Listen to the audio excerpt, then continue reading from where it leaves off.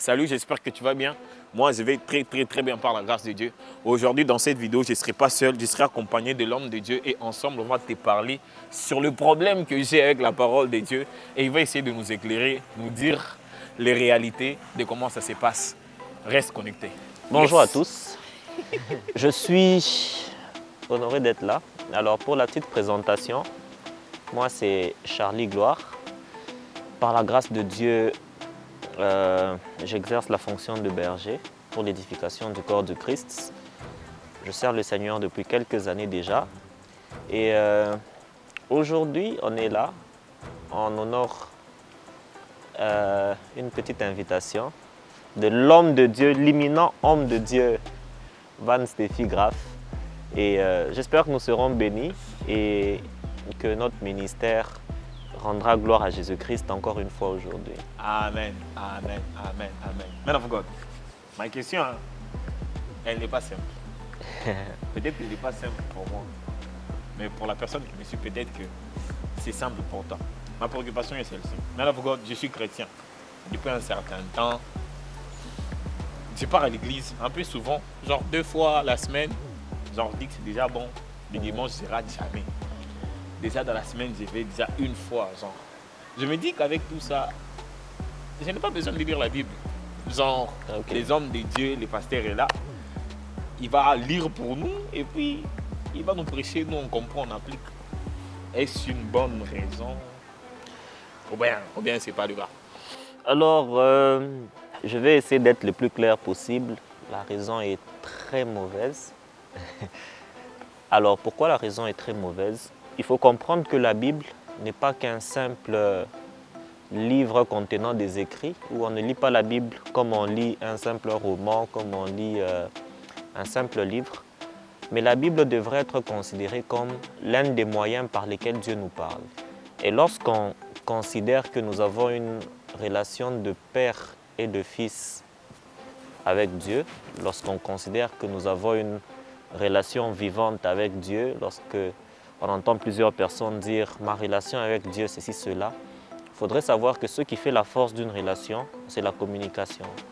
Alors, je ne me dirais pas que j'ai une bonne relation avec un ami si je ne parle avec cet ami que lorsque nous sommes en public. Ça veut dire que la Bible est un livre d'abord que nous devons considérer comme une portion ou comme un moyen par lequel Dieu passe pour nous parler. Un moyen par lequel Dieu passe pour nous parler. Et il faudrait savoir que quand Dieu veut parler à son enfant, il aimerait bien nous parler collectivement, mais aussi surtout individuellement. Ce qui fera grandir notre relation, c'est la qualité de moments que nous passons avec la personne, certes lorsque nous sommes à l'extérieur, mais aussi quand nous sommes à l'intérieur. Alors, se contenter des prédications, c'est pas mal d'écouter une prédication. Mais c'est mieux d'apprendre à écouter Dieu soi-même lorsqu'on est seul. C'est voilà. Merci. On est obligé d'écouter Dieu. Bon, moi je me dis, ok, nous, Dieu m'a fait grâce. Dieu m'a fait grâce aujourd'hui. Je n'habite pas très loin d'un serviteur de Dieu. Et le serviteur de Dieu, il est tout le temps connecté à écouter Dieu. So, c'est facile pour moi. Genre, déjà que je suis là, je peux juste aller voir l'homme de Dieu. Je dis, man of God, c'est quoi le mot de Dieu pour moi, pour ma journée? C'est quoi ce que Dieu a dit? Que j'aille à Pretoria, que je rentre au pays, que je fasse comment?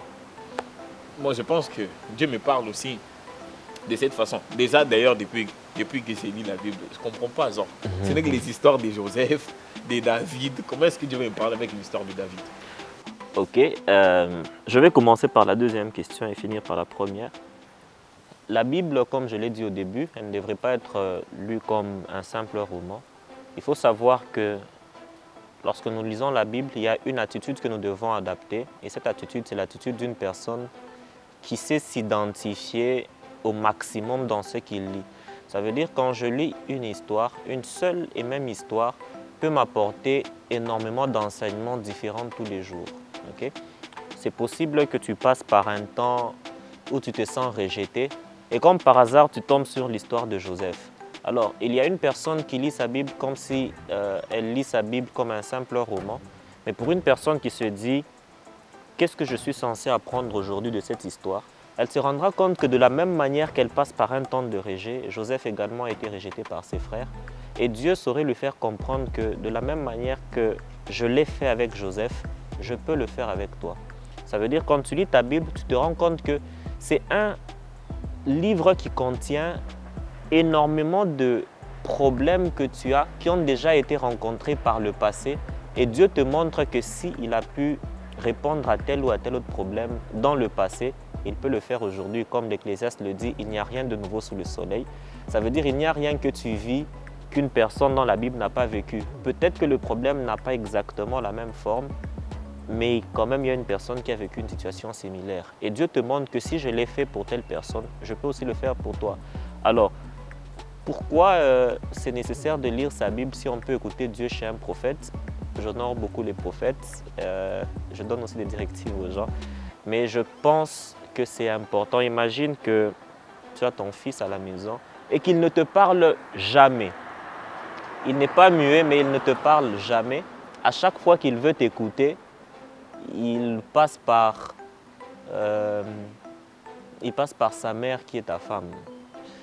Oui, ça va peut-être marcher au début parce que tu aimes ta femme, tu parles facilement à ta femme, mais la relation que tu entretiens avec ton fils ne sera pas si solide que ça. Ça fera que lorsque, tu sais, quand tu fais grandir ta relation avec Dieu, tu adaptes ou tu adoptes une certaine facilité de savoir appeler Dieu toi-même en cas de problème. Ça veut dire quand tu es habitué à écouter Dieu, quand Dieu est habitué à te fortifier directement, ça fait que tu peux te retrouver dans un problème. C'est très facile pour toi d'appeler ce Dieu que tu as rencontré toi-même, plutôt que tu te retrouves dans un cas, tu es low bat, tu as une attaque démoniaque à 3 heures du matin et tu ne sais pas comment appeler le prophète qui t'oriente souvent. Ça veut dire que je pense que tu passeras une nuit assez agitée, simplement parce que tu n'es pas habitué à consulter Dieu par toi-même. Alors, consultant des envoyés de Dieu, c'est pas mal, mais aujourd'hui, je pense que c'est très important de savoir écouter ce que le Saint-Esprit nous dit, même à travers les Écritures. Je suis presque découragé, hein?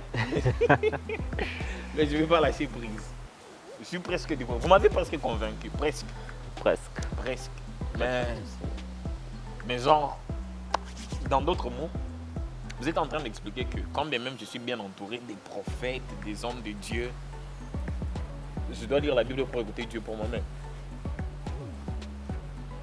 Mais déjà, j'écoute Dieu. Par les hommes de Dieu. Déjà que c'est aussi des serviteurs de Dieu qui ont écrit la Bible, genre, par la puissance du Saint-Esprit.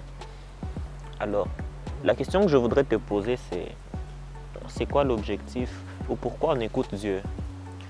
En fait, Dieu, on n'écoute pas Dieu d'abord pour recevoir quelque chose de Dieu. On n'écoute pas Dieu d'abord pour avoir une directive, mais on écoute Dieu d'abord parce qu'on a une relation à entretenir. Okay? Ça veut dire, l'urgence de l'écoute de la voix de Dieu n'est pas de parler aux hommes de la part de Dieu ou de savoir où est-ce que je dois investir, mais le plus urgent lorsque nous entreprenons, lorsque nous désirons écouter Dieu, le plus urgent, c'est d'abord parce que nous avons une relation qui doit être bâtie. Et Dieu, quand il a envoyé son Fils, peut-être que ça va décourager plusieurs personnes, mais Dieu n'a pas envoyé Jésus-Christ pour que tu sois d'abord riche.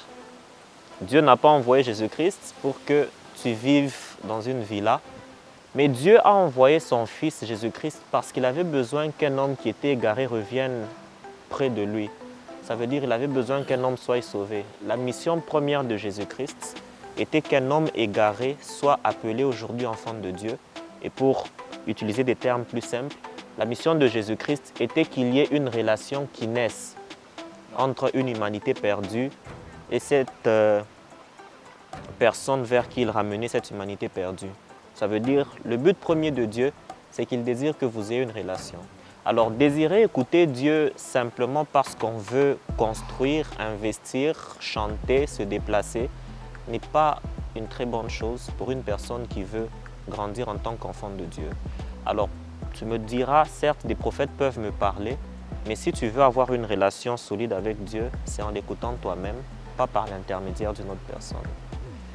Et voilà, tu peux écouter Dieu par la Bible. Il n'y a pas que la Bible, c'est vrai, mais le moyen qui ne rate pas. Tu sais, il y a des personnes, ils peuvent se dire, j'ai prié, j'ai pas entendu, j'ai prié, j'ai pas fait un songe. Mais le moyen qui ne rate pas, c'est la Bible. Comme je disais l'autre fois à une personne, j'ai lu une phrase très importante qui disait « Se plaindre que Dieu ne nous parle pas pendant que sa Bible est fermée, c'est comme se plaindre qu'on ne reçoit pas d'appel pendant que son téléphone est éteint. Wow. » Alors, si... Moi, je n'ai pas bien écouté. Alors, je disais, se plaindre que Dieu ne nous parle pas pendant que notre Bible est fermée, c'est comme se plaindre que notre Père ne nous appelle pas pendant que notre téléphone est éteint. Wow.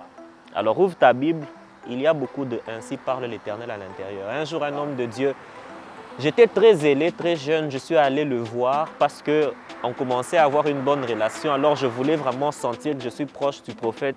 Je lui ai dit « Prophète », je voulais l'impressionner, je lui ai dit « Quel est l'ainsi dit l'Éternel pour ma vie en ce matin ?»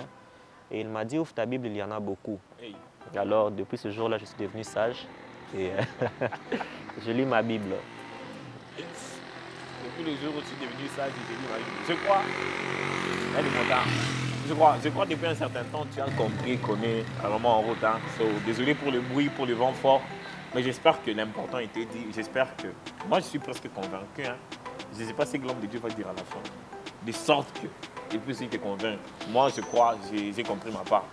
Je refuse d'arrêter que Dieu ne me parle pas, que Dieu ne me parle pas alors que je ne médite pas la parole. C'est comme on dit, il faut lire et arrêter de se plaindre.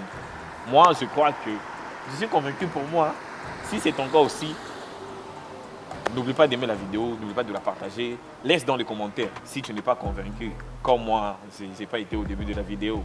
Et à ce niveau, c'est quoi ce que Man of God vous pouvez ajouter? Alors, les personnes sont en train de nous suivre. Pour finir, j'ai un passage pour toi. Josué chapitre 1, le verset 8, la Bible dit que ce livre de la loi ne s'éloigne point de ta bouche, médite-le jour et nuit pour agir fidèlement selon tout ce qui est écrit, car c'est alors que tu auras du succès dans tes entreprises, c'est alors que tu réussiras. Pour te dire que quand nous allons dans une entreprise, il y a une induction qu'on suit, un manuel comme un guide pour savoir comment se comporter dans cette entreprise. Et je voudrais te dire que c'est pareil pour la vie que nous avons. Si la vie était comme une entreprise, alors le mode de vie ou le manuel en fait plutôt, le manuel ou le guide d'emploi que nous utilisons serait la Bible. La Bible est comme ce manuel qui est un guide, qui est un mode d'emploi pour la vie. Ça veut dire dans tout ce que tu devrais faire, dans tout ce que tu voudrais faire, lis ta Bible. Il y a tous les conseils dont tu as besoin pour réussir, quel que soit le domaine. Tu es entrepreneur, lis ta Bible. Tu es un chantre, lis ta Bible. Tu es un étudiant, lis ta Bible. Tu es une autorité, lis ta Bible. Quel que soit le domaine, quel que soit ce que tu voudrais faire, lis ta Bible et tu réussiras dans tout ce que tu entreprends. L'homme de Dieu s'est rendu compte qu'on n'a pas précisé. Peut-être que toi, tu veux commencer à lire ta parole maintenant, la parole de Dieu maintenant, mais tu ne sais pas par où commencer. Ça, c'est le bonus, c'est ton bonus. L'homme de Dieu va te parler sur comment est-ce que tu peux commencer à lire la Bible. Prends ça. Alors, très rapidement, je sais que plusieurs personnes aujourd'hui encore prennent leur Bible quand ils veulent lire. Ils prennent la Bible, ils ouvrent là où les yeux tombent, ils lisent. C'est pas mal, le Saint-Esprit peut te conduire à le faire, mais je voudrais que tu lises de manière un peu plus ordonnée. Okay? Alors, peut-être que ça t'étonnera, mais je ne te recommande pas, surtout si c'est la première fois que tu veux lire toute ta Bible, je ne te recommande pas de commencer directement par Genèse. Je te dirai pourquoi. Je te recommande de commencer d'abord par le Nouveau Testament, simplement parce que, c'est mon avis personnel, je me suis rendu compte que tout l'Ancien Testament pointe vers la personne de Jésus-Christ qui doit venir.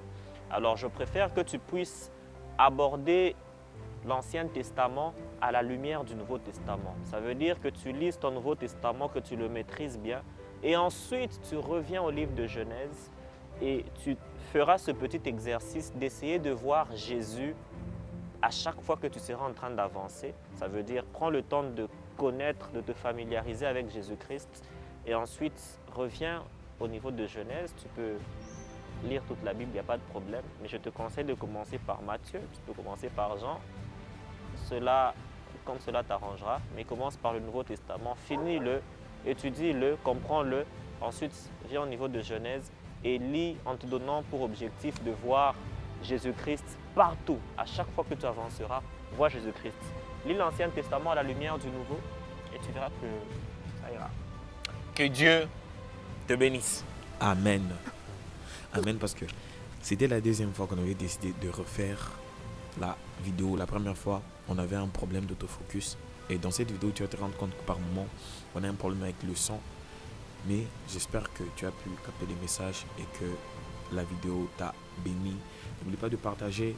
N'oublie pas de méditer sur la parole de Dieu. Yes. Salut, j'espère que tu vas bien. Moi, je vais très bien par la grâce de Dieu. Et aujourd'hui, je ne suis pas seul. Mais ça, tu viens déjà de le constater. Je suis ici avec un homme de Dieu, un frère pour certains, un père pour certains. Mais je vais laisser lui-même se présenter. Je vous écoute. Alors bonjour,